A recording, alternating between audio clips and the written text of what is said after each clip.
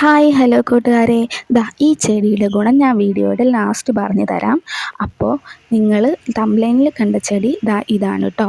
ഇതിൻ്റെ പേരാണ് lucky bamboo. ഇത് എല്ലാവരും വീട്ടിൽ ഒരു തണ്ടെങ്കിലും നട്ടു വളർത്തണം കേട്ടോ. ലക്കി ബാമ്പു എന്നാണ് ഇതിൻ്റെ പേര് പോലെ തന്നെ വളരെ പോസിറ്റിവിറ്റി നിറഞ്ഞൊരു ചെടിയാണ് കേട്ടോ ഇത്.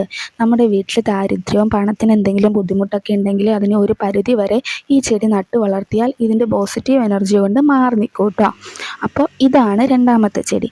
ഇതാണ് മണി പ്ലാന്റ്. ഈ ചെടിയില്ലാത്ത വീടുകൾ വളരെ ചുരുക്കമായിരിക്കും നമ്മുടെ നാട്ടിലല്ലേ. അപ്പോൾ ഈ ചെടിയും നമുക്ക് പണത്തിന് എന്തെങ്കിലും ബുദ്ധിമുട്ട് വരികയാണെന്നുണ്ടെങ്കിൽ ആ ചെടി നമ്മൾ നട്ടു വളർത്തി കഴിഞ്ഞാൽ ഒരു പോസിറ്റീവ് എനർജി നമ്മുടെ വീട്ടിൽ വരും.